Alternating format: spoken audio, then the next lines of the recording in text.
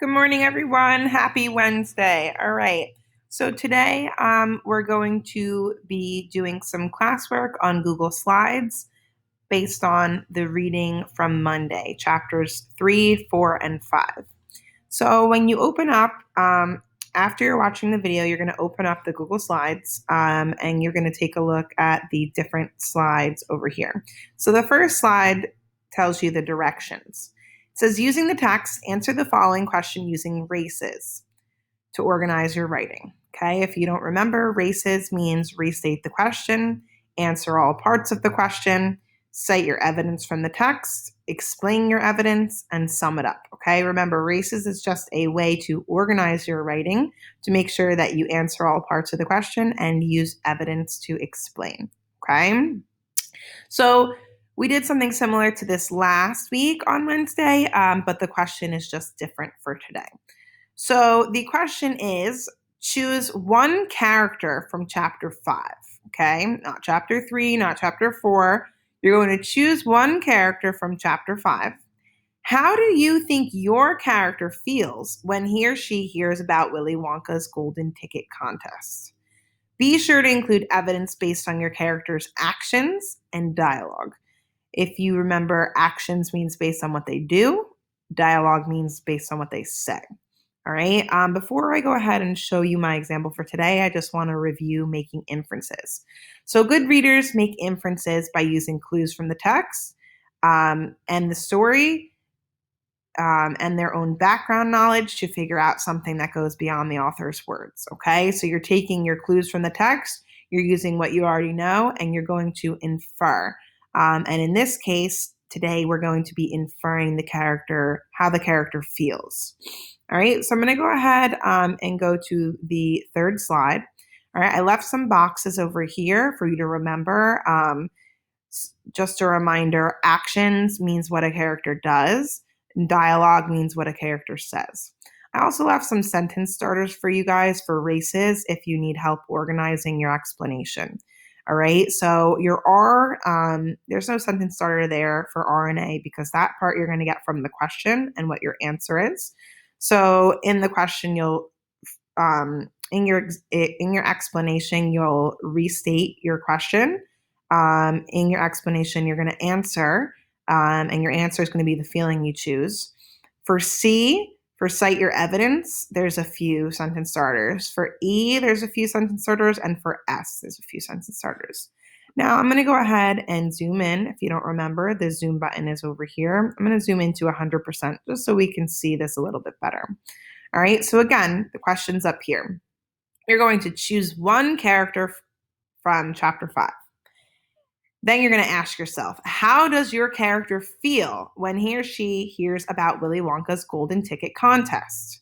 Okay. Be sure to include evidence based on your character's actions and dialogue.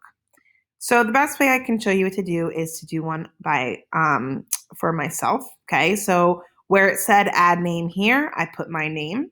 Okay. And then where it said write your explanation here, this is where I started typing. So the first part is my R and my A. I said, Mr. Bucket, that's my character I chose, feels excited when he finds out about the contest.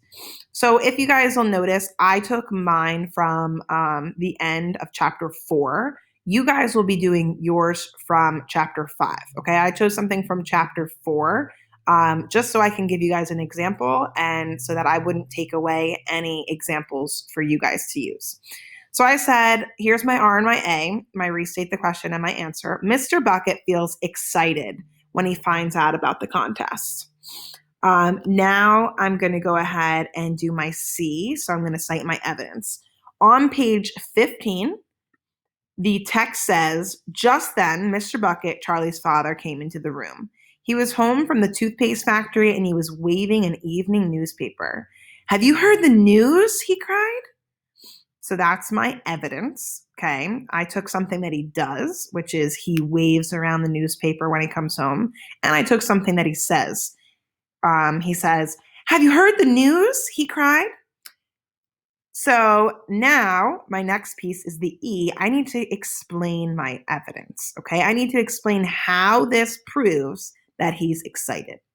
So I said, this proves that Mr. Bucket is excited about the contest because as soon as he comes home, he waves the paper in their faces and tells them about the contest right away.